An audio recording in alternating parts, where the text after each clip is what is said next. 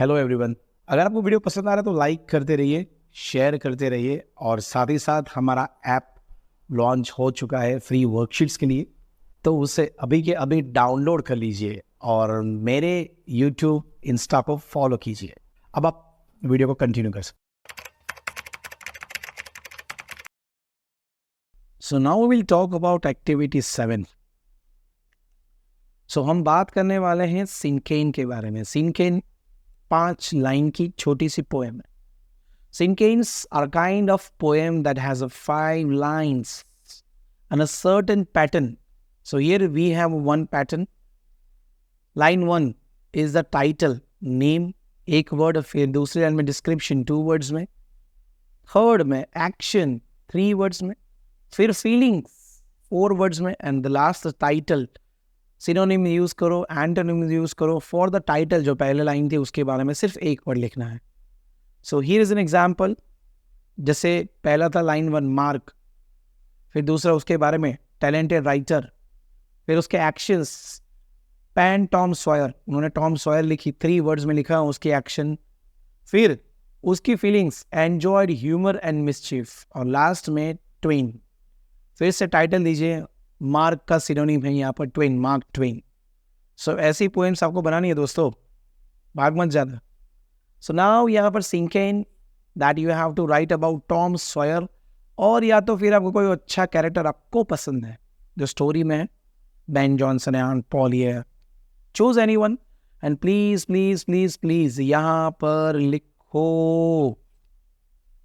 I hope कि आप सभी एकदम हैप्पीली, मतलब खुश होकर लिखोगे, जरा सा भी सैड फील करने की जरूरत नहीं। इतना सारा लिखने के बाद लिखना तो पड़ेगा boss.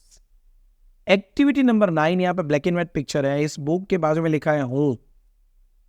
So since a summary is about a source, जो हम बुक या कोई भी चीज पढ़ते हैं उसके बारे में किसी को शॉर्ट में बोल देते हैं, उसे हम समरी कहते हैं। Summary needs to tell which source you are writing about. जब आप समरी लिखते हो तो आपको सोर्स के बारे में लिखना पड़ेगा, उसे हम कहते हैं रेफरेंस। फॉर एग्जाम्पल, आपने एक स्टोरी पढ़ी है और आपने मुझे उसके शॉर्ट समरी बताई, पर आपने बताया नहीं कि ये स्टोरी किसके बारे में है, कब है, कहाँ है, तो उसका रेफरेंस तो लिखना पड़ेगा ना। रेफरेंस में आएगा बुक का टाइटल, ऑथर का नाम, डेट ऑफ पब्लिकेशन, कहाँ पर पब्लिश हुई थी, वगैरह वगैरह। नेक्स्ट पेज पे दिखाऊंगा मैं आपको। सो रेफरेंसिंग आइडेंटिफाइज द सोर्स। अगर आप रेफरेंसिंग करोगे किसी बुक के बारे में तो आइडेंटिफाई करेगा कि अच्छा ये बुक है, ये तब लिखी गई थी, इसने लिखी थी और मैंने शायद पढ़ी है कि नहीं। So you don't need to put all the information, सारी चीज मत लिखो, कुछ ही लिखनी है। देखो यहाँ पर एग्जाम्पल नंबर 1, ये सब है रेफरेंसिंग। एक प्ले है Romeo and Juliet, written by William Shakespeare. First perform हुआ था ये नाटक 1595 में, and that tells the story of, बस ये शॉर्ट में लिख दिया, that is called reference. Suppose के मैंने आपको कोई रोमियो जूलियट के बारे में बताया हो, फिर मैं आपको बताना भूल गया किसने लिखी है, कब लिखी थी, तो उसे हम कहते हैं रेफरेंस। के भाई मैंने ये विलियम शेक्सपियर की एक बुक है रोमियो एंड जूलियट। सो दोस्तों, as you can see the example number 2। So यहाँ पर एक रेफरेंस है। सपोज आपने 2013 की कोई आर्टिकल पढ़ी है, हिंदू टाइम्स आर्टिकल, न्यू बिन पुट्स पीपल फर्स्ट। सो ये आर्टिकल का टाइटल है, कहाँ से सोर्स था, तो it was from Hindu times article and the year is 2013. So this is essentially said that India would treat the problem of. So this is what referencing example number 2. Now example number 3.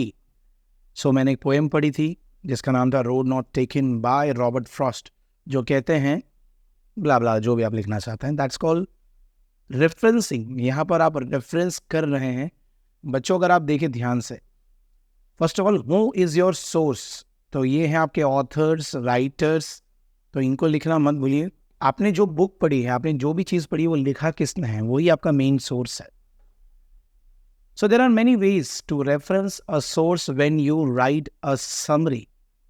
Look at this examples that use date also, date, title and even author. So there are 4 examples आप पढ़ सकते हैं। 1922 story after 20 years by O Henry shows. Shows मतलब वो क्या समझाता है ये स्टोरी, फिर आपको समरी लिखनी है, बट उससे पहले आपको रेफरेंस तो लिखना पड़ेगा ना। Second is the story after 20 years written by O Henry, ऐसे भी लिख सकते हैं. थर्ड वे में O Henry writes in after 20 years, ऐसा लिख सकते हैं. या तो फिर O Henry story after 20 years describes. So these are the different ways to write. As you can see here, look carefully at the sentences above and notice the patterns. So there are 4 different patterns here. Observe कीजिए, अपना दिमाग लगाइए और सोचिए. So first of all क्या था यहाँ पर? The 1922 story by O. Henry that shows. So ये एक पैटर्न आप यूज कर सकते, अदरवाइज आप डेट लिखिए स्टोरी की, टाइटल लिखिए, ऑथर, 3 चीज आपको लिखनी है. सेकेंड में सबसे पहले द स्टोरी, तो आपको लिखना है the story, then written by, किसने लिखा है. तो ये 2 ही थिंग्स, मतलब 2 रेफरेंसेस आपको देने हैं, तो ये भी आप कर सकते हैं. Make patterns for the remaining 2 sentences. आपको यहाँ पर बाकी के जो 2 सेंटेंसेस है, जैसे 2 लिखे हमने, 2 बाकी हैं, तो कौन सी पैटर्न पे काम करता है. जैसे यहाँ पर नीचे हमें fill in the pattern for sentence 2 ऐसा दिखा है, तो बाकी के आपको खुद यहाँ पर लिखने हैं. होप आप लोग लिखोगे और अपने आप को और प्रोग्रेसिव बनाओगे. नीचे क्या लिखा है? Fill one of your patterns with the details for referencing strong desire. अभी तो हमने एग्जाम्पल सॉल्व किया. Now strong desire wise action by Mark Twain, ये आपका नया सोर्स है. सो ये स्टोरी कौन से चैप्टर में है? एक बुक का नाम है the adventure of Tom Sawyer, जो पब्लिश हुई थी 1876. अब 1 2 3 4 डिफरेंट वेज में इस डिफरेंट पैटर्न्स में लिखे दिखाइए हैं.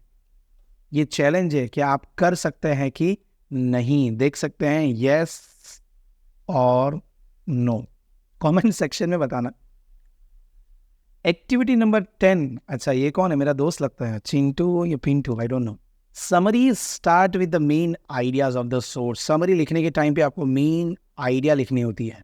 यही से आपका सोर्स, जो भी सोर्स है उसके समरी उसकी मेन आइडिया से ही शुरू होती है.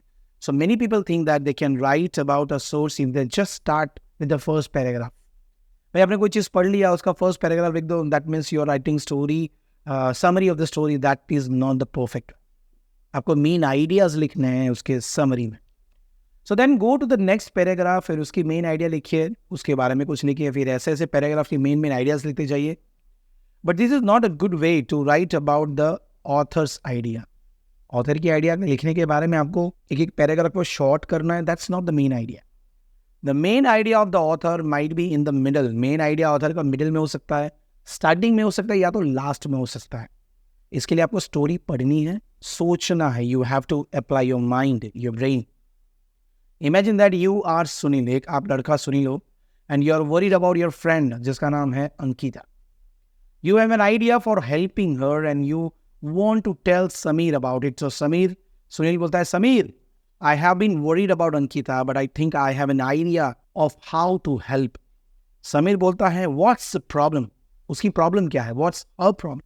Sunil बोल रहा है, well, at first I thought she might be sick, but now I know she is not, because मुझे लगा पहले वो बीमार है, पर वो बीमार नहीं है. इसका रीजन यहाँ पर स्टॉप करके लिखा नहीं है. समीर बोलता है, कॉलिंग करता अंकिता को. ये रहा वो समीर नाम का लड़का जो कॉल कर रहा है. अंकिता बेन, Sunil said you are sick. Sunil बोल रहा है तुम बीमार हो. सो समीर यहाँ पर समराइज कर रहा है your ideas too soon. Didn't he told your friend Ankita. Sameer ने आपके फ्रेंड अंकिता को बोला अबाउट योर आइडिया, कि भाई तुम्हारा दोस्त सुनील बोल रहा है कि तुम बीमार हो. मतलब सुनील की आइडिया दिमाग में अच्छी चल रही थी. सुनील ने समीर को बता दिया और समीर ने डायरेक्ट अंकिता से पूछ लिया. So writing a summary of your source is telling someone. आप किसी और को जब बता रहे हो तो ऑथर की मेन आइडिया बताओ, आपके विचार मत बताओ. ऑथर क्या कह रहा है स्टोरी में, आपको वो कन्वे करना है message to the readers, to your friends, जो भी आपके समरी पढ़ने वाले हैं. So summary should start with the main idea of the author, and it's important to read and understand everything first. पहले तो रीड करो, समझो, and never try to copy. यार अगर कॉपी ही मारना है तो पढ़ना लिखना छोड़ दो. खाली कॉपी पेस्ट करना है तो आपके लिए पढ़ाई की बात है ही नहीं है. उसको आप साइड पर रख दो, बोल दो मुझसे पढ़ाई नहीं हो रही. यार कॉपी मारने से आप आपका टाइम वेस्ट कर रहे हो, टीचर का टाइम वेस्ट कर रहे हो, सभी का टाइम वेस्ट कर रहे हो. आपको फायदा तो हो ही नहीं रहा है. What is this box helpline? The role of the language. teacher is to stimulate thinking and to build confidence. So language यहाँ पर आपका build up करता है confidence very strongly, thinking बहुत powerful बनाता है, so that if you will think, you will be able to speak and write. But before that, your language should be powerful. So please keep this in your mind. So one way that we do this is encourage students. So मैं ये कहता हूँ आपको always help करूँगा, encourage करूँगा कि अपना दिमाग लगाइए. Start learning language, start reading, speaking, listening. So by doing this all 4 activities, LSRW, listening, speaking, reading and writing, you will improve yourself. Your language will be improved. Now the last thing, O. Henry's main idea does not come until the end of the story. O. Henry की idea हमें last में पता चल रही है. So take the sentence that is a good beginning of the summary. After 20 years के लिए दोनों में से कौन सा सही beginning है? So पहला है, in O. Henry's story, after 20 years, a policeman moves up the street checking doors until he sees a man. ये कोई main idea है story का.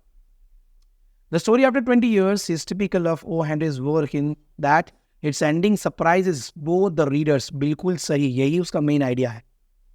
उसका एंड सभी लोगों को सरप्राइज करता है कि मेन कैरेक्टर और जो 2 कैरेक्टर से वो उसका रोल प्ले रियल में क्या था. So this is what the beginning of your summary. So I hope आप लोगों को समझ में आया होगा. जो कुछ मैंने पढ़ाया है आपको थोड़ी सी हेल्प मिली होगी. और अगर आपको कोई चीज़ पसंद नहीं आ रही तो प्लीज़ कमेंट में मुझे बताइए, so that I can improve my self. So video हो गई ख़त्म. अब आपका काम है लाइक करना, शेयर करना, कमेंट करना और एप्लीकेशन को डाउनलोड कर लीजिए और ऐसे वीडियोस को देखते रहिए. मिलते हैं नेक्स्ट वीडियो में. Bye, take care.